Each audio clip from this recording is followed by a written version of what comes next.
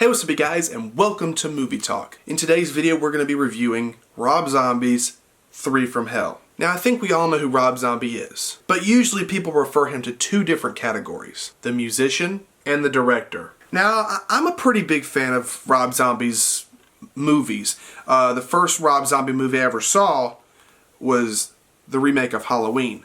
Now at the time I didn't like it. I always thought it was cheesy, I thought it was weird, I don't know why they would remake such a classic that is Halloween.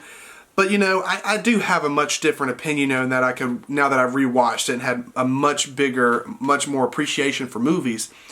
And as far as his two remakes go, I actually like Halloween 2 better as opposed to Halloween 1, as far as his zombie movies go.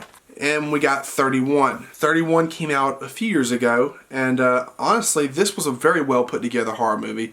But again, this is not a review about this movie, but I'm just saying this is one of his good ones. And this one, oh boy, I really hated this one. I don't know why. The visuals were cool, but I don't know what the director was smoking when he made this, but this is a effed up movie. Just putting that out there. If you're a big fan of Rob Zombie, by all means go ahead and watch it, but I'm just saying I didn't care for this one. But that's not the point of the video. The point is we're going to be reviewing Three from Hell. Now Three from Hell is a third movie in a series of 3 films. First being House of a Thousand Corpses, one of my all-time favorite Rob Zombie movies. And the sequel, The Devil's Rejects. And then we continue on with Three from Hell. Now the movie picks up right after The Devil's Rejects.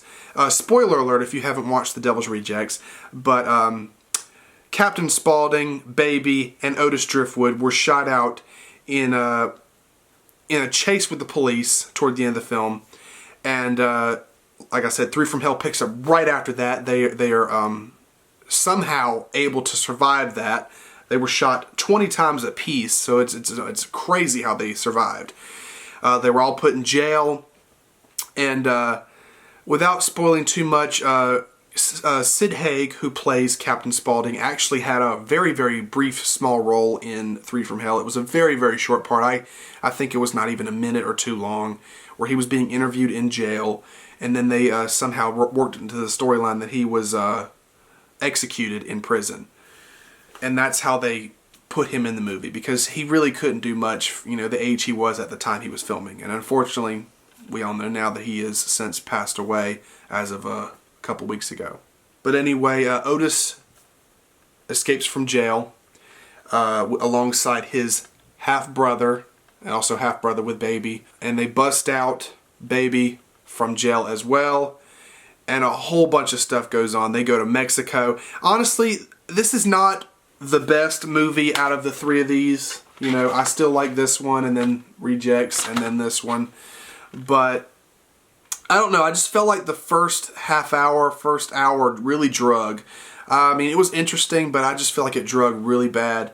And then I think the best part of this movie was the final 30-20 minutes. I think that was the best part of the movie. And I don't know, it was cool to see these 3 characters back again, as well, like Otis, Baby, as well as Captain Spaulding, who's on the back. But then again, I expected a lot better. But like I said, it's not a horrible movie. I still enjoyed it. I still had fun watching it.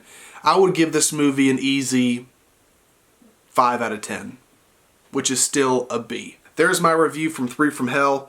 If you like this video, be sure to give a thumbs up. If you want me to do more movie talk videos where I'm sitting right here in this spot talking about movies, I could talk your ear off about movies, as you guys know.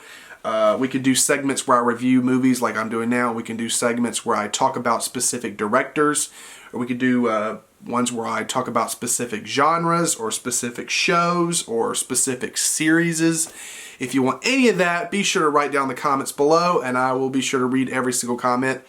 If you like this video, like I said, give it a thumbs up. If you want to follow me on my social medias over there, on Twitter and Instagram, that'll be very much appreciated. If you want some of my ATV merch, be sure to click the link in the description below. And I'll see you guys next time on ATV.